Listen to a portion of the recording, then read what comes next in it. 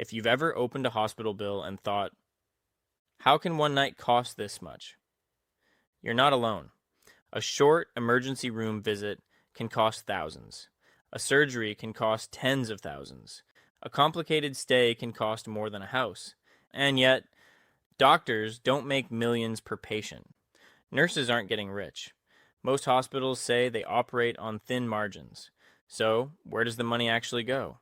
Today, we're going to break down what really makes hospital care so expensive. Not emotionally, not politically, just structurally. Because once you understand the structure, the prices start to make more sense. First, something most people don't realize. A hospital bill isn't one charge. It's a bundle of dozens, sometimes hundreds, of micro costs layered together. When you stay in a hospital, you're not just paying for a hospital bed, a doctor, or a procedure. You're actually paying for 24/7 staffing, lab infrastructure, imaging equipment, administrative systems, insurance compliance, IT systems, pharmacy logistics, security, sterilization, regulatory reporting, and emergency capacity. Even if you personally only used a small fraction of those services, hospitals are built to operate at full capability, even when most of that capacity isn't actively being used. And that constant readiness costs money. But here's the part that makes this feel unfair. Most industries charge you for exactly what you use. Hotels charge per night. Airlines charge per seat. Restaurants charge per meal. Hospitals don't work like that. You're not paying for a product. You're paying for access to a system designed for worst-case scenarios. And worst-case scenarios are extremely expensive. So even a routine visit carries the financial weight of a system built to handle trauma, stroke, cardiac arrest, and rare complications. That's where the disconnect begins. Hospitals are not like retail stores. Retail stores can close at night. Hospitals cannot. They must be fully staffed overnight and on holidays, during disasters, during pandemics, and during slow days. They must be prepared for car accidents, heart attacks, trauma cases, ICU emergencies, and code blues. Even if none of those happen that day, that means specialists are on call.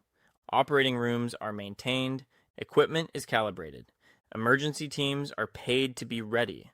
Readiness is expensive. You're not just paying for what happened. You're paying for what could have happened. That standby capacity gets distributed across every bill. Here's something simple but powerful. Healthcare is labor heavy, very labor heavy. Roughly 50 to 60% of hospital expenses are staffing related.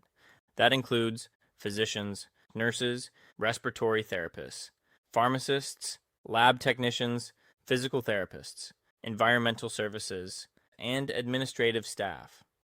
Unlike many industries, hospitals can't automate most of their core function. A robot can't run a code blue.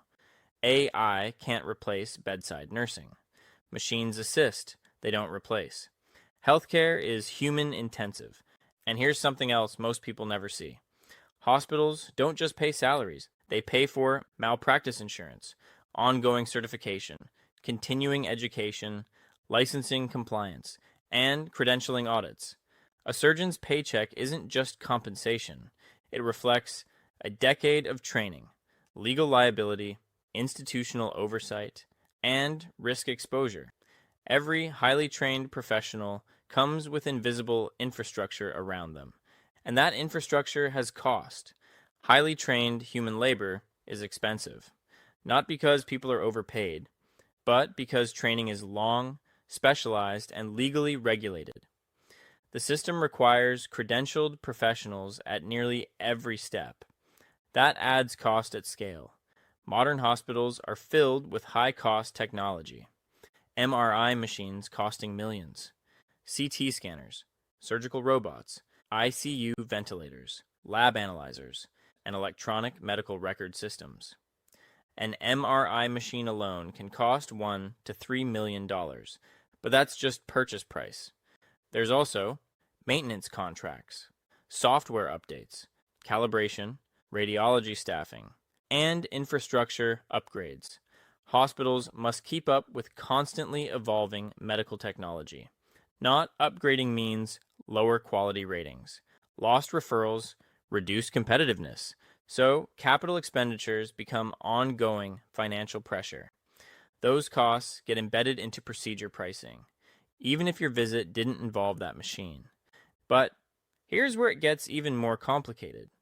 The number printed on your hospital bill is often not the number anyone expects to be paid. It's a starting position, almost like the sticker price on a car. Behind the scenes, there are negotiations, contracts, bundled pricing formulas, and reimbursement tiers most patients never see.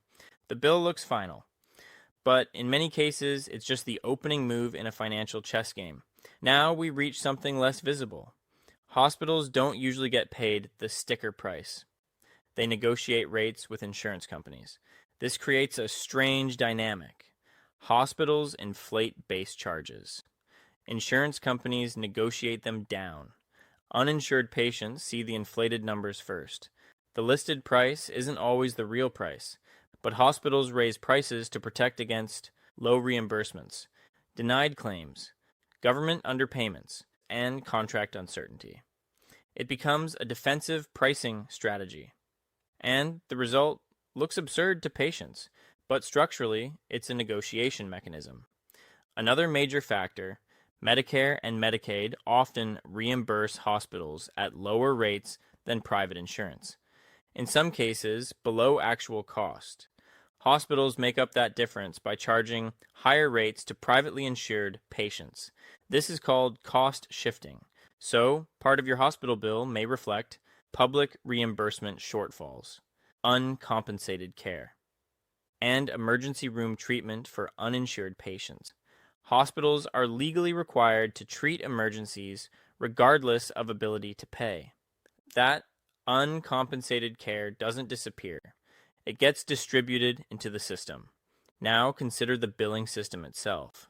Hospitals must employ coding specialists, compliance teams, insurance verification staff, appeals departments, and legal advisors. The complexity of insurance billing requires enormous administrative infrastructure. Some estimates suggest administrative costs account for 20 to 30% of total healthcare spending.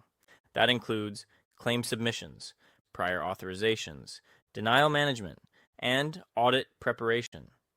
The complexity itself creates cost, and the cost of navigating complexity becomes embedded in every bill. Now, zoom out for a moment. Imagine designing a system that must provide emergency care to anyone who walks in, stay open 24/7, maintain cutting-edge technology, comply with thousands of regulations, negotiate with dozens of insurance contracts, absorb unpaid care, and still remain financially viable. That system would not be simple, and it would not be cheap. Complexity is not an accident. It's the byproduct of trying to solve many problems at once. So, where does the money actually go? Not to one place.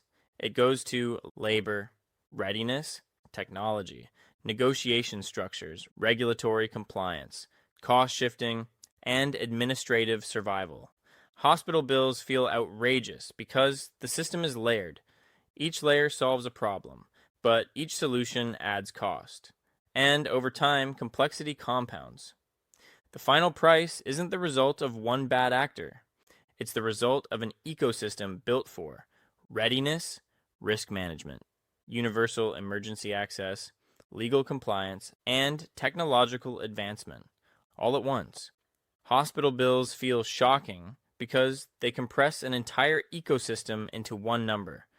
That number represents years of training, millions in infrastructure, thousands of regulations, continuous emergency readiness, negotiated financial contracts, and a system designed to never close. It doesn't mean the system is perfect. It doesn't mean prices are always justified, but it does mean the cost isn't random. It's structural, and structural problems don't have simple price tags. Understanding that won't make your bill smaller, but it does make it less mysterious. And when something becomes less mysterious, it becomes easier to question intelligently.